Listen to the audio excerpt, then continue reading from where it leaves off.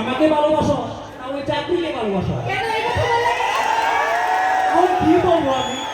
তুমি আসলা, আমি কেমন আছি এই কথা জিজ্ঞাসা না করে আগে আমার চাকরির কথা জিজ্ঞাসা করলাম।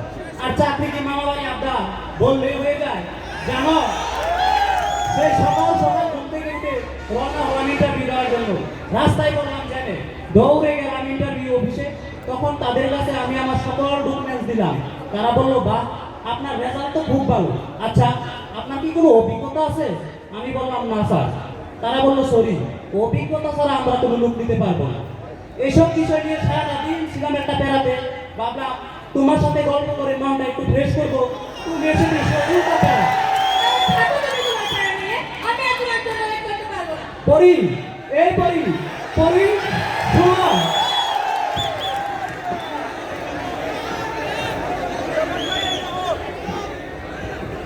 আরে পলাশ, তুমি এই রোদ্রের মাঝে একা দাঁড়িয়ে আছো কেন? না ভাই, আসলে একটু চতুর্মুখী বেড়াতে আসি। কি বেড়াতে আসো আমাকে বলো শুনি। ভাই কি বলবো, আসলে আমি বন্দি বেকারতে, আমি বন্দি বেকারতে আছি রে ভাই, বিপদে চাকরি খুঁজে আমি পাই না। আমি বন্দি বেকারতে, গার্লফ্রেন্ডের তেরা ভাই বাবুরে চেহারা, গার্লফ্রেন্ডের তেরা বয়সের তারা সইতে আর আমি পারি না। আমি বন্দি বেকারতে, আমি বন্দি বেকারতে।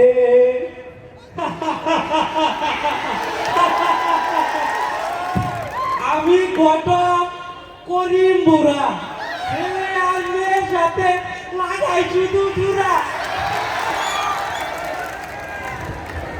আরে পলাশ না, বলি চাকরির জন্য আপাতত বসে থাকবা?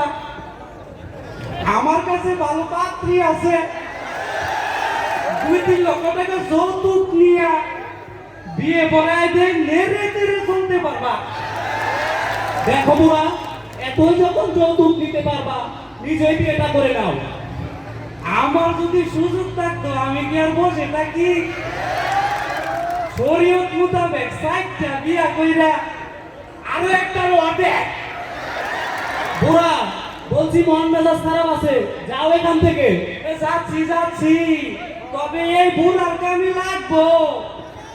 এই গ্রামে আছে যত জুরা, সব এই বুড়া রাত্রি গড়া। এই আমার পকেট ভরা টাকা থাকে শত শত কুড়ি, আমি স্যামসাংয়ে জব করি, আমি স্যামসাংয়ে জব করি। আরে তাপস না? হ্যাঁ বন্ধু, পলাশ কেমন আছো? ভালো আছি বন্ধু, তুই কেমন আছিস? হ্যাঁ ভালো। সেই 8ম শ্রেণী পর্যন্ত তোর সাথে লেখাপড়া করলাম, তারপর তুই জানি হঠাৎ কোথায় চলে গেলি, আর দেখা হলো না। বন্ধু, আমি তো ঢাকা গিয়ে লেখাপড়া শেষ করেছি। ও, তাহলে বন্ধু তুই এখন কি করস? আমি বন্ধু একটি মাল্টিন্যাশনাল কোম্পানিতে চাকরি করি। বন্ধু, তোর কোম্পানির নাম কি আর এটি কোথায় অবস্থিত? বন্ধু, আমার কোম্পানির নাম হচ্ছে স্যামসাং ফেয়ার ইলেকট্রনিক্স। এটা নরসিংদী জেলায় শিবপুর থানায় উপটিয়া কামারগাঁয়ে অবস্থিত। বন্ধু, আমি তো বেকার অবস্থায় অনেক দিন যাবত ঘুরতেছি, তুই কি তোর কোম্পানিতে আমাকে একটি চাকরির ব্যবস্থা করে দিতে পারবি? হ্যাঁ অবশ্যই, আমাদের ওই কোম্পানিতে যোগ্য লোকের দরকার। তোর সিভিটা আমার কাছে দিয়ে যাস, আমি নিয়ে যাবো না। বন্ধু কি বলবো, এই বেকার যুবকের কাছে আর কিছু থাক আর না থাক, 2-4টা সিবি কিন্তু সবসময় পকেটে থাকে। তুই আমার সিবিটা এখনই নিয়ে যা। দে। তো বন্ধু, আজ আমি যাচ্ছি, আমার খুব তার আছে, আরেকদিন দেখা হবে তোর সাথে। ওকে, ঠিক আছে বন্ধু। বন্ধুর কাছে সিবি দেওয়ার পর তো ওই কোম্পানিতে ভাইবা এবং লিখিত পরীক্ষা দিয়ে আসলাম। তারা তো বললো 1 সপ্তাহের মধ্যে আমাকে জানাবে। 1 সপ্তাহ তো হয়ে গেল, এখনো তো কিছু জানাই নাই। তার মানে কি চাকরিটা এখানেও হবে না? হ্যাঁ, একটা মেসেজ আসলো মনে হয়, you are selected Samsung fair electronics. Hooray! আমার তো চাকরি হয়ে গেছে, এখনই বিষয়টা পরিবে জানাতে হবে। হ্যালো পরি, পরি তোমার আর ওয়েট করতে হবে না পরি, আমার চাকরি হয়ে গেছে। পরি তোমাকে বলছিলাম না, আমার এক বন্ধুর মাধ্যমে স্যামসাং ফেয়ার ইলেকট্রনিক্সে সিভি জমা দিয়েছি, ওখানে আমার চাকরি হয়েছে। পরি আমি এক্ষুনি তোমাদের বাড়িতে ঘটক পাঠাচ্ছি। পরি তোমাকে আর ওয়েট করতে হবে না। ঘটক চাচা, ঘটক চাচা বাড়িতে আছেন নাকি? কিরে সারা জীবন ডাকলি পুরা পুরা বলে আজ এত সুন্দর ডাক, ব্যাপারটা কি? চাচা আমার তো চাকরি হয়ে গেছে স্যামসাং ফেয়ার ইলেকট্রনিক্সে। খুব ভালো কথা। চাচা তুমি এখনই পরির বাবার কাছে যাও, আমার বিয়ের প্রস্তাব নিয়ে যাও। এর তো আমার কাম লাগছে, এ সময় বুঝা কাম লাগতো না, অনে দিলা হ্যাঁ। আমি এক্ষুনি যাচ্ছি পরি বাবার কাছে বিবাহর প্রস্তাব নিয়ে। বিয়ে ঠেকাইকে রে আমার বিয়ে ঠেকাইকে, বিয়ে ঠেকাইকে রে আমার বিয়ে ঠেকাইকে। চাকরি আমার হইয়া গেছে এপিএলএতে, চাকরি আমার হইয়া গেছে এপিএলএতে।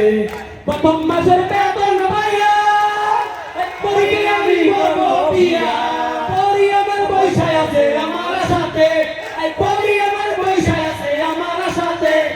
চাকরি আমার হইয়া গেছে এপিএলএতে, চাকরি আমার হইয়া গেছে এপিএলএতে।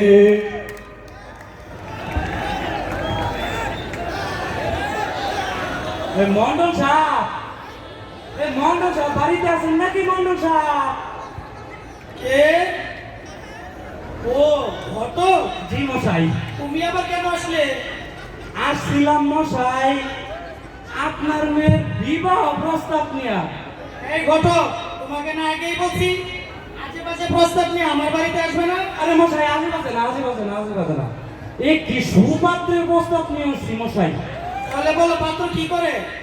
মশাই পাত্র স্যামসাং ফেয়ার ইলেকট্রনিক্সে চাকরি করে মশাই। খুব ভালো কোম্পানি, সুনামধন্য কোম্পানি স্যার। আচ্ছা, তাহলে এই কোম্পানিতে পাত্রকে কি কি সুযোগ সুবিধা দেওয়া হয়? মশাই সুযোগ সুবিধার কথা বলে তো শেষ করতে পারবো না। যেমন মাসের 1-2 তারিখের মধ্যে বেতন দেওয়া, ও আচ্ছা, এবং প্রতি বছরে বেতন বাড়ানো। ও তাই? মশাই আরেকটা কথা, আরেকটা কথা কি? এটা না বললেই নয়। বলো। আপনার মেয়ে প্রতিদিন সকাল সকাল ঘুম থেকে উঠে রান্না করতে হবে না। ওমা কেন? ছেলে কি ভাত খায় না? আরে মশাই তা না, তা না, তা না। তাহলে মশাই ছেলে যে কোম্পানিতে চাকরি করে সে কোম্পানিতে সকালের নাস্তা দুপুরের খাবার দেওয়া হয়। ও আচ্ছা, তো খুবই ভালো কথা। জি মশাই, আরো আছে মশাই। ভালো আছে? জি মশাই, আরো আছে। কোম্পানির মালিকের সাথে রয়েছে প্রত্যেকটি শ্রমিকের সুসম্পর্ক এবং নিরাপদ কর্ম পরিবেশ। ও আচ্ছা, জি আরো আছে মশাই। ভালো আছে? আমি গাইলে গেছি গা মশাই। বলো বলো। মশাই আরো রয়েছে প্রত্যেকটি শ্রমিকের জন্য 3 প্রকারের বীমার সুযোগ সুবিধা। ও আচ্ছা, জি মশাই, যার সুবিধা ভোগ করতে পারবে মশাই আপনার মেয়ে এবং আপনার মেয়ের 2 সন্তান পর্যন্ত। ঘটক ভয় পেও না ঘটক, এদিকে আসো, এদিকে আসো ঘটক। এতদিনে তুমি আমার মেয়ের জন্য একটি সুপাত্রের প্রস্তাব নিয়ে আসলে। বাহ ঘটক বাহ, এত সুযোগ সুবিধা আছে যেখানে, আমি আমার মেয়ের বিয়ে দিব সেখানে। ইয়া আলহামদুলিল্লাহ। আর আগামী 17 তারিখ বৃহস্পতিবার দুপুর 2টায় ক্যান্টিনে সভা দাওয়াত রইল ইনশাআল্লাহ।